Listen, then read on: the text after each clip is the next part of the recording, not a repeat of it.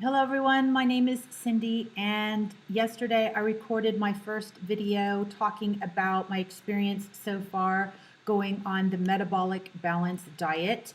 I explained that the reason I decided to make these videos is because when I was considering going on this diet and I was searching for videos on YouTube about others talking about this diet, I found it was a little bit limited. I found a lot of nutritional experts speaking about it, but very little day-to-day sort of user experience or sort of just especially when you're getting going on it. So I decided to take my time to record my experiences so far. And so I'm on day 4 of the Metabolic Balance Diet, and this diet, originated in Germany, and so it has its own rules and structures. And I was explaining that I've been trying a lot of other diets in the past, so I was hoping that this would be the last one I would ever have to do. And so, yeah, so what happens is it has what they say 4 phases. Phase 1 was sort of a cleaning out your system and eating one food type for 2 days, which I found really difficult. And I was explaining that I basically felt really dizzy and fatigued, and it was really difficult for me. So I made it now to phase 2. And phase 2 is meant to be where you have very strict portions, and you measure everything with a food scale to the letter. And the first phase is omitting using fats to cook with or to put on your food as well.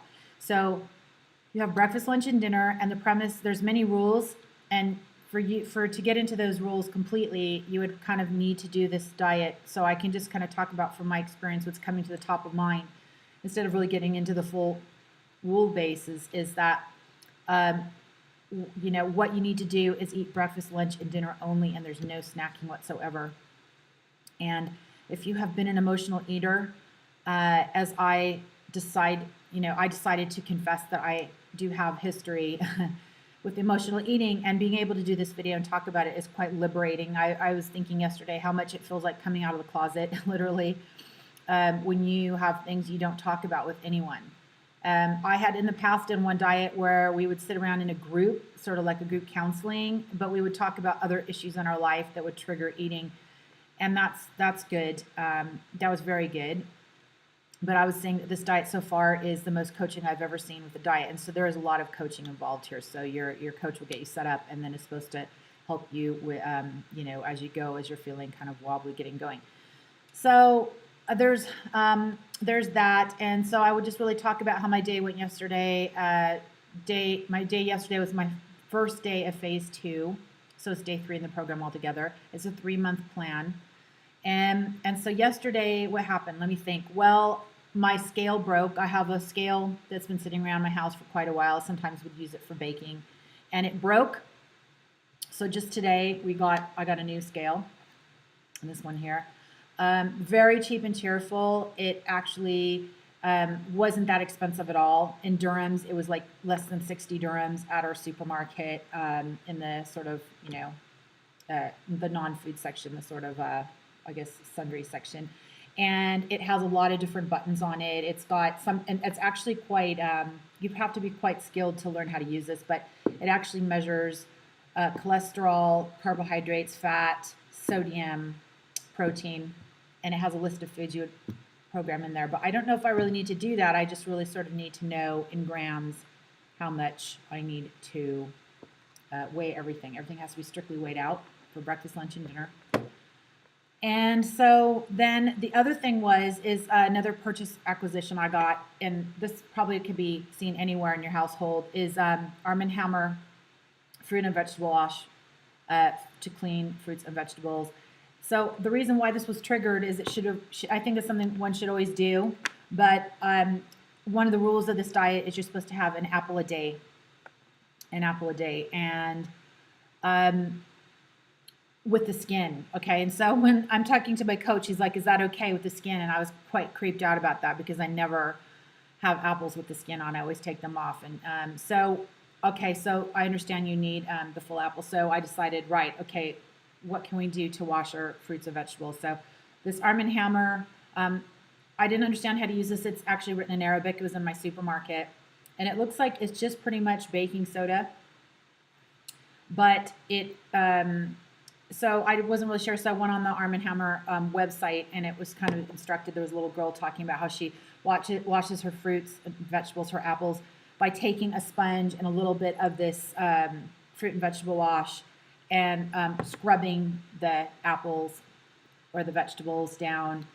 And then I was looking at the press release saying how important it is, getting rid of all the toxins that are in there, the wax, breaking down the wax. And it doesn't really seem like it breaks down that you can actually see, but I basically got a bowl and put, like, I didn't know how to do it, so just a couple of teaspoons in there, put the fruits like, say, zucchinis, apples, and anything really that you can wash off. And then just kind of, that felt better about that. So that was another purchase I got yesterday. And another thing I know you can do to wash your fruits and vegetables, if you ever have Dr. Bronner's soap, we used to get that in America. It's a Castile soap, and it says on the label, if you've ever read the label of the Dr. Bronner's, which is quite a groovy label, it talks about how you can wash your fruits and vegetables with that. So I would recommend getting more disciplined about that if you don't already. It's something I didn't really think about too much until I started thinking about having to eat the full apple with the skin, and it just, particularly the apple, set off my mind about that. So yeah, I was reading some testimonials online today on, say, the Metabolic Balance website about how people felt and sort of the results that they got. And pretty much a lot of people said the first couple weeks were rough. So phase 2 is like these breakfast, lunch, and dinner measured out expressly after you have your blood test results, and strict 5 hours in between meals. So 8 a.m., 1 p.m., 6 p.m. like this, 7, 12, 5. I actually prefer the earlier times because then I feel like later in the evening when I'm a bit tired, it's a little bit easier to handle the hunger. But yeah, I am starving. I'm freaked out because I no longer have that ability to go and eat as my recreation, as my distraction, the emotional eatings, any kind of feelings you feel. And like, so yesterday, if I'm making my kids food, I'm watching myself not be able to finish the portions that I would off their plate. Like if they're not, even if healthy things, like the rest of the vegetables they didn't finish and whatnot. And I remember thinking to myself, this is quite strange. This is like my hand with the plate, and this is the leftover food they're not finishing. And this is me not going and actually finishing their food that they left behind, because that's something I've been doing for quite a long time because I don't like seeing food wasted. So I was like, wow, that's quite surreal. Like, I'm handling this plate of my kids' food that's not finished and I'm not eating that. That's whoa. That's, because my coach mentioned that, and it's quite simple to understand. If you have one behavior, it needs to be replaced with a new behavior. And I think, I can't remember what the amount of time is that they talk about. Like, if you have a habit that you're trying to break, there's a certain amount of time that you need to pass before the habit is no longer a habit and it becomes a new behavior. I'll need to look into that. And I'm kind of thinking that when I do these videos, if I can make them no longer than 15, 20 minutes max, and if there's a list of things I want to talk about and I don't get to it, then I'll put it in the next episode. So that is one thing maybe to talk about is, the changing, how long it takes to change behaviors from one habit into a new behavior, and how long that actually takes for the brain to register that and to become a permanent new thing. So that's definitely pertinent here. And people were saying in their testimonials that if nothing else, they gained a new way. They say it's not really a diet, it's actually a lifestyle. So, and it's a new way of eating. And one of the main things that they focus on is what they call portion control. And I know that has been mentioned to me a lot in the past about portion control. And I always think, oh, how boring that is, how restricting that is. But I guess it really does come down to that. I mean, especially if you get to the point where weight does become an issue for you. And, so it's the timing as we discussed. So 5 hours in between, and then the portion control. And then what happens is you weigh your food, and then eventually you'll get to be able to look at a portion and know more or less what size that is and what you're looking at. The other thing is this whole 5 hours in between, like I said, very hungry. And what I'm finding is happening is literally, okay, so you got to pass 5 hours, and the closer you get to the next junction, when you get to eating in, it gets more and more like, oh, wow, if today, for example, this morning, I was starving after breakfast waiting for my lunch. And it's literally one of those things where, I mean, the last hour, last 2 hours, the last hour, you start watching the clock like crazy. The last half hour, the last 10 minutes are, you're just like, oh. And I basically did everything I could to possibly distract myself. So I went in another room. I read an article about, say, a personality, their biography. That's one of my favorite pastimes, is to read biographies about people and understand new people that I don't know about.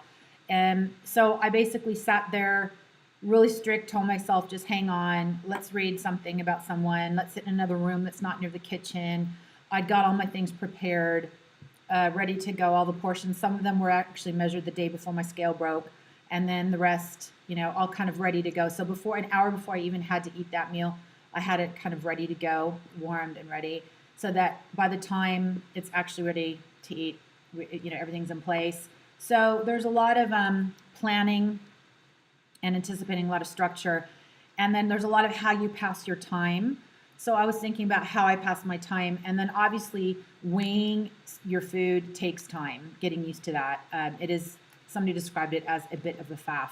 It's a bit fiddly, and it does take time to weigh your food. So some of your time is spent doing that. Also the supermarket, buying things, and then I forgot something, had to go back for a second time to the supermarket. So a lot of time was spent just like getting things purchased that I needed to, plus weighing them out, plus preparing them. And so a lot of time is taken doing that.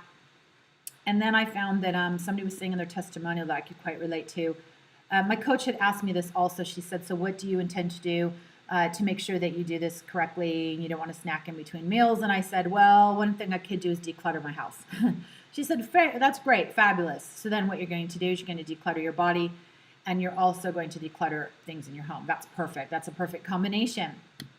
So somebody was saying on one of their reviews that they basically, they found themselves, instead of going and snacking, they were now clearing their desk.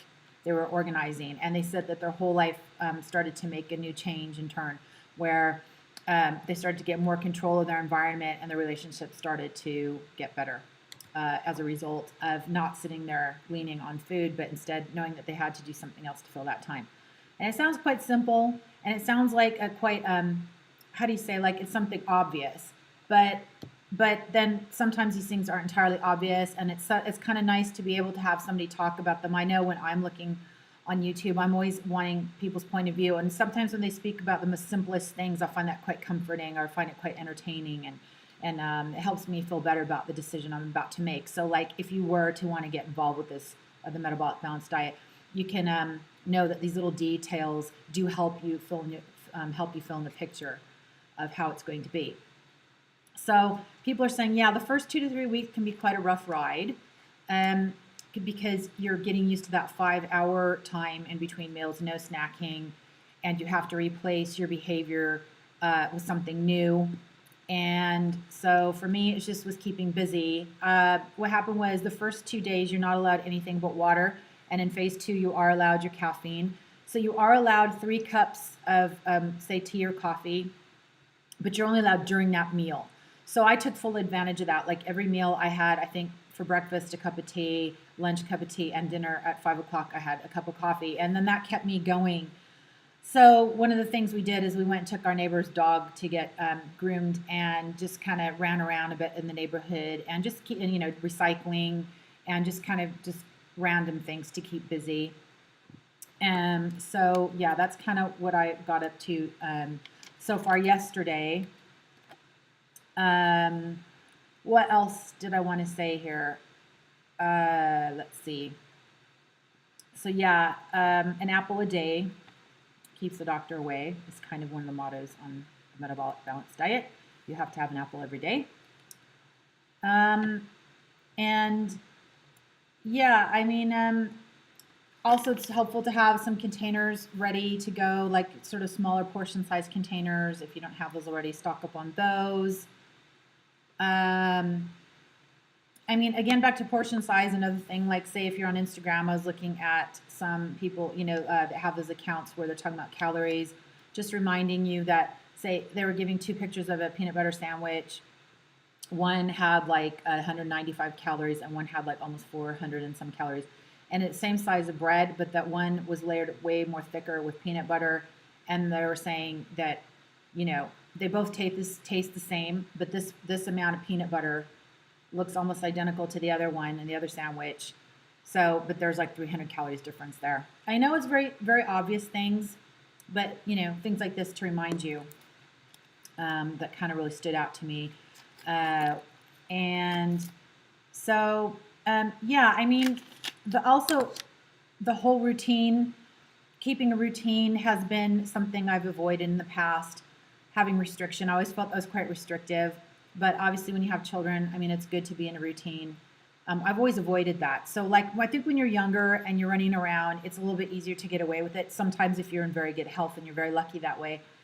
But I think there's something to be said about eating also at the same time every day. So say, children, but even back to my neighbor's dog, I've noticed like, say, they're really, this dog is like clockwork. So it wants its breakfast at 8, it wants its dinner at 7, it wants its walk at 4 o'clock. Literally on the dot, the same time the dog is asking for the same thing, every day at the same time.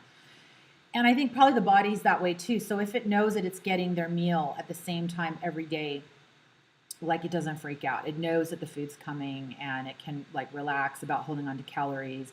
And I noticed in the past when I did have the ability to have a routine schedule and eating at the same time every day, I did have pretty good results. And so I would obviously want to take advantage of that and see, how that works. So yeah, I mean, working on my schedule and routine has been something I think it's gotten me in trouble in the past now to this point, but now from here, I think it's going to be something where, to the best of your ability, you're going to have to look at routine and, like how bodybuilders have on their Instagrams, how they've done their food prep and they show all their little Tupperwares lined up in a row and they've done their food preparing and they're proud of that. And I think that, obviously pertains here.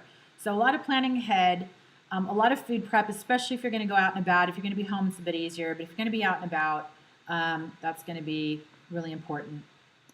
They say on the first 2 weeks of this diet, you're not allowed to do exercise. They actually prohibit that, apart from gentle walking. So I'm kind of, as I said, I'm not feeling that great at all. I really got to admit, I'm feeling really hungry and ratty and really trying to keep my mind off everything. I'm definitely more hungrier on the day 2 of the phase 2 than I was the first day. So again, if you can, obviously keep yourself busy, mind over matter. And, if you can rest at all or take it easy in those first couple weeks, they say it does get easier. So yeah, I mean, another way that I spent my day yesterday is I kind of also informed my younger son. I have my two boys. One is particularly a little bit more trickier than the other when it comes to eating. My elder one is quite easy and will try most everything I give him to eat, and I try to serve nutritious foods and whatnot. But it's my younger one's a little bit tricky, and he does like his sugar. So we spent some time going on YouTube again, looking at videos of children who, say, have issues with diabetes, childhood diabetes type 1, and I showed him what life is like when you have the situation, what it's like for the families, what it's like, just a reminder of what life is like with this kind of condition, and kind of reminded him. I mean, it sounds again really simple, but children need to be reminded that they need to really take health into account. It's not something they're always taught in school, and he wasn't aware of like the effects of sugar. And I told them, if I'm going to be eating healthy, that they have to come on board with this as well. And even to the point where there was some videos showing in the NHS National Health Service in England about having to pull children's teeth that are completely rotted, even at the age of 2, and how gut-wrenching and heartbreaking that was. So again, cutting out the sugar in terms of obesity. So like what my son does is he replaces sugar sometimes. He's really strong-willed. He won't listen. No matter what we try to do. I'm sure we've got to get on top of this, but sometimes he'll just kind of decline nutritious meals in favor of something that's got more sugar in it, even hidden, or say fruit juices and whatnot. So I told him, like, this is no longer, going to be a good idea. You just cannot do this. We've scheduled a doctor's appointment, a pediatrician, and going to get him tested to see if you have, any deficiencies. At his age, I had like an iron deficiency and things like that. So I'm just talking about how I spent my day yesterday. So that's another thing that we did.